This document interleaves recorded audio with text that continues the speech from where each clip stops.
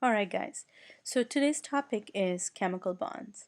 And this is a very important topic. It's a neat topic. We'll kind of get to learn why and how these 92 commonly naturally found elements combine to build and make everything in our universe. Um, Anything from your notebook, your clothing, the air we breathe, to outer space and star and the sun, all of these things are made of the 92 naturally found elements and a couple of others that are man-made elements, all found on the periodic table. So let's begin. Now make sure you guys have your notebook and your periodic table. And the first thing we want to learn is something called the idea of valence electrons. Valence electrons are just electrons in the outermost energy level of the atoms. And they are very important because they determine how something behaves, how an element behaves. Remember, the outer energy level is easy to look up on the periodic table. All the elements that are in group 1 have one valence electron. All the elements that are in group 2 have 2.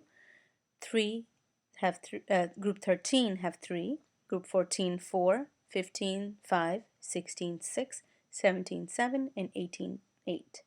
The only exception to that is helium, which although it's in group 18, only has 2 electrons, therefore only has 2 in its last shell.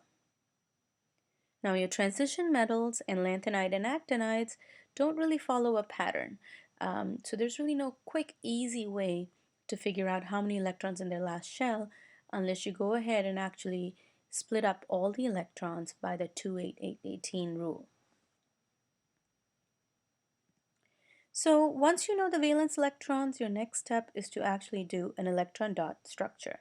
Some people call this a Lewis dot structure, named after one of the chemists who came up with the idea that electrons are the ones that chemically bond. But an electron dot structure or a Lewis dot structure is straightforward to draw. You write out the chemical symbol, find the number of valence electrons, and then draw the electrons like this. Now carbon is in group 14. It has 4 valence electrons. So you go ahead and put 1 valence electron on each side.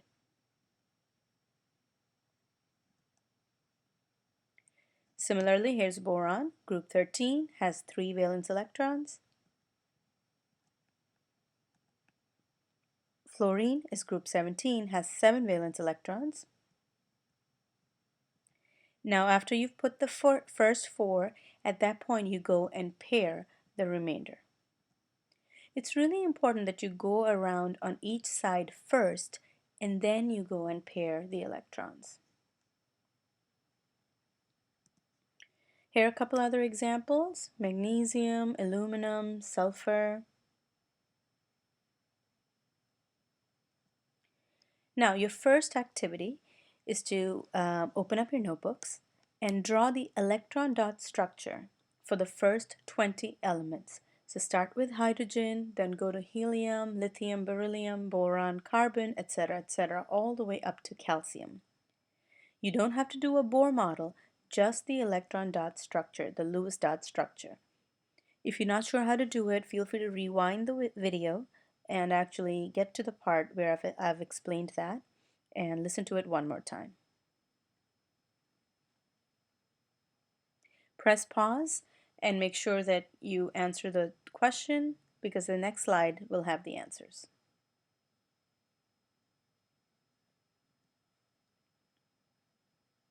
Alright, so here are the answers. Match them up against yours. Feel free to pause and do that. I know it's a little tricky to see helium, but I'm going to show you helium in the next slide again. And I actually would like to talk a little bit about why helium is going to be very different from what you thought it would be. So if you take a look at helium, notice how helium has both the electrons together and not separated. The reason for that is because helium only has 2 electrons. It only has 1 energy shell, and the maximum you can put in the first energy shell is 2 electrons. So there is no more room for any other electrons. So you don't have to separate the electrons. You always pair them together to show that they are already stable. They already have as much as they can have. Now, this is an important slide because I want you to remember that all elements are trying to look like the noble gases. Noble gases are very stable, they are chemically inert or unreactive, and all the elements are trying to look like the closest noble gas on the periodic table. So here's helium with 2 electrons in its last shell, and neon with 8 electrons in its last shell, and that makes them very stable. That makes them have a complete electron level. So this goes right along with the octet rule. And the octet rule in chemical bonding says atoms tend to gain or lose or even share electrons so they can get to the number 8. So 8 is a very stable number, it has the right amount of energy, and that's what the atoms are trying to get to. In some cases, they're trying to get to 2. If they only have one energy level, that's the maximum you can put in that energy level. In that case, they want to look like helium. So remember, they are trying to achieve a noble gas configuration. So here's an example. Lithium. Lithium has 1 valence electron, and the 2 noble gases near it are helium and neon. Well, lithium is very close to helium. Helium is atomic number 2 and lithium is atomic number 3. So lithium prefers to look like helium. And in order to do that, it'll have to give up 1 electron. So it does not want to look like neon. It'll want to look like the closest noble gas. All right, activity number 2. I want you guys to now figure out how many electrons do the following atoms need to gain or lose to become like the closest noble gas. So calcium has 2 valence electrons. Will it need to lose 2 electrons, or will it need to gain 6 to become like the closest noble gas? So go ahead and try these 9 elements and press pause. The next slide will again have the answers.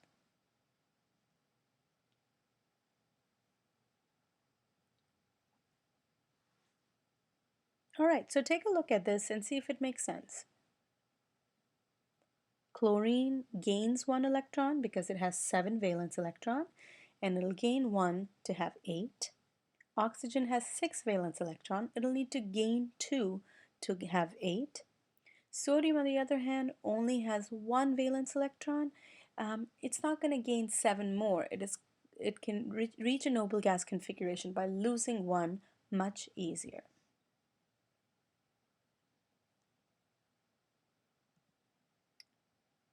All right, so this is the end of part 1.